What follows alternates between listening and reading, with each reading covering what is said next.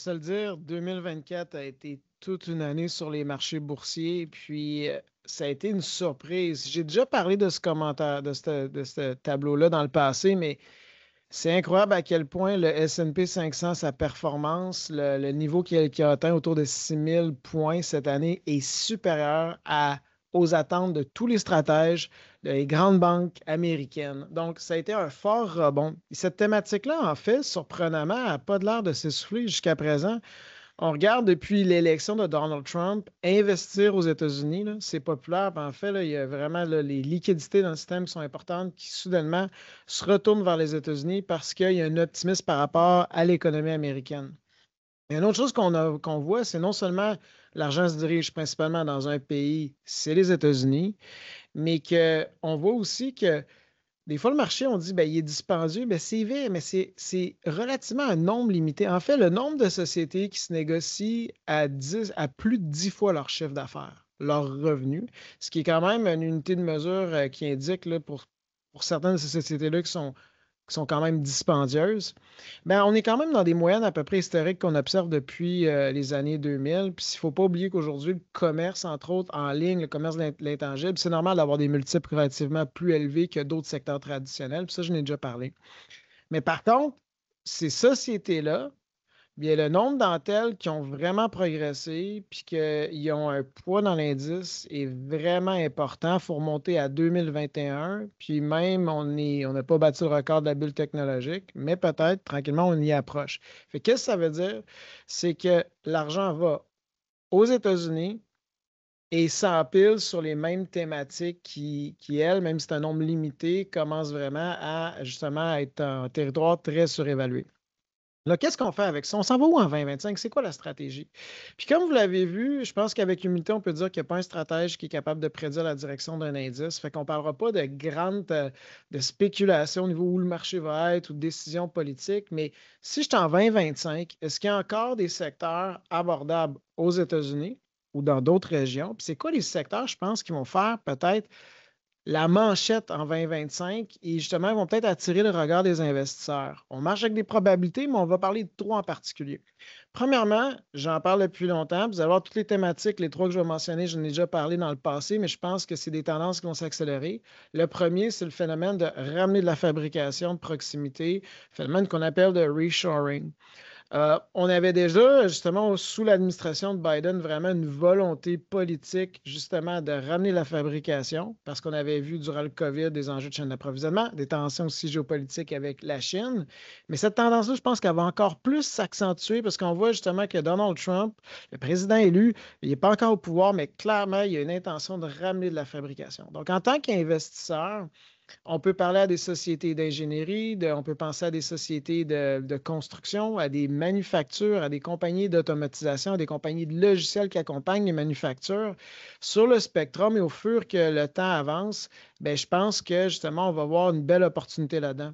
Cette thématique-là, elle reste là, mais elle avait un gros frein en 2024. C'est que bâtir une manufacture, ça se fait avec l'emprunt, puis les taux d'intérêt étant très élevés, mais il y a beaucoup de projets qui ont été sur la glace. Mais là que les taux baissent, le financement est un peu plus abordable, puis avec une volonté justement ou un dynamisme politique qui va vers cette direction-là encore plus, peut-être ça va s'accélérer. Donc, c'est un secteur vraiment à surveiller à mon avis.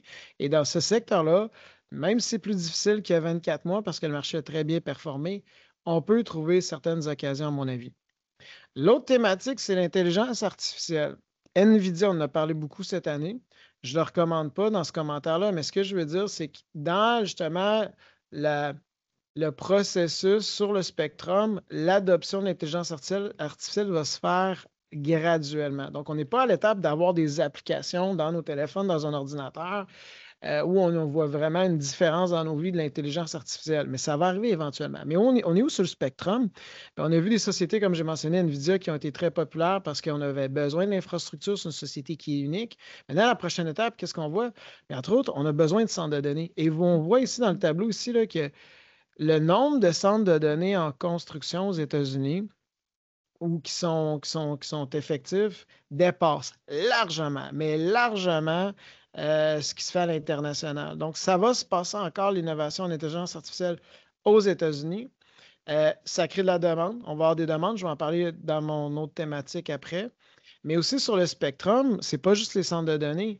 Fait qu'on va avoir peut-être, on a besoin d'analyser les données, on a besoin de logiciels pour tirer ces données-là, savoir quelle donnée est pertinente, comment qu'on peut aussi avoir des logiciels qui vont aider les développeurs à avoir des applications pratiques. On va avoir besoin de mémoire. On parle que qu'il va y avoir de plus en plus de compétition à des sociétés comme NVIDIA, donc il va y avoir des fonderies où on va faire du manufacturier. Donc, cette thématique-là, je pense, elle va rester encore fort en 2025 et on peut trouver des manières différentes d'investir. En lien avec les centres de données, moi, ce que ça me rappelle aussi, c'est l'importance de la sécurité énergétique. J'en parle depuis le conflit en Ukraine parce qu'on a vu vraiment c'est quoi l'enjeu d'être vulnérable d'un point de vue énergétique quand on a vu ce qui s'est passé en Ukraine. Puis on a vu beaucoup de pays en Europe qui ont investi dans ces thématiques-là, mais on l'a aussi au Canada. Au Canada, je n'ai parlé, entre autres, on a le bassin de Montney qui est un bassin de gaz naturel et pour la première fois en 2025, puis ça, on va en parler davantage en 2025, on a un port LNG de gaz naturel liquéfié qui va nous permettre l'exportation. Mais non seulement ça, il y a quelques semaines, on a vu une société comme Meta, qui s'appelait Facebook à l'époque, un investissement de 10 milliards dans des centres de données. Où le centre de données va être construit? C'est en Louisiane, proche de bassins de gaz naturel américains. Et les bassins de gaz naturel américains commencent à être moins performants. Et là, justement, le spotlight, la lumière est jetée sur l'Alberta parce qu'on a plus de 40 ans d'inventaire, on a un bassin. Et là, il y a une initiative qui a été lancée entre autres par Danielle Smith, la première ministre de l'Alberta, pour attirer des capitaux en Alberta pour construire potentiellement des centres de données. On n'est pas à la première pelletée de terre là, demain matin, là, mais on voit que c'est des grandes tendances. Donc, ici, l'objectif dans la présentation de ce que je voulais faire, c'est que 2025, ça va être une année, je pense, qui va avoir de la volatilité, il va y avoir de l'incertitude. On a eu 2 années précédentes où on a eu des bonnes hausses boursières. Maintenant, comment on peut se positionner? C'est, s'il vous plaît, pour la portion que vous avez investie en bourse, assurez-vous que c'est des argents que vous pouvez permettre de voir être volatiles, c'est de l'argent qui est placé pour le long terme. Ce que vous avez besoin à long terme, sécurisez-le. Et après, diversifiez votre portefeuille dans des secteurs qui sont prometteurs, mais s'il vous plaît, diversifiez. Et malgré la hausse des marchés, il y a encore des secteurs où on peut observer une croissance à prix quand même intéressant. Puis je pense qu'on vient d'en mentionner 3. Il y en a d'autres. Donc, j'espère que vous avez aimé notre année 2024 d'un côté boursier. Moi, je l'ai aimé. J'espère que vous avez aimé nos commentaires. C'était notre dernier commentaire de l'année. Puis on se dit à l'année prochaine pour se reparler. Là-dessus, on se reparle bientôt. Merci beaucoup.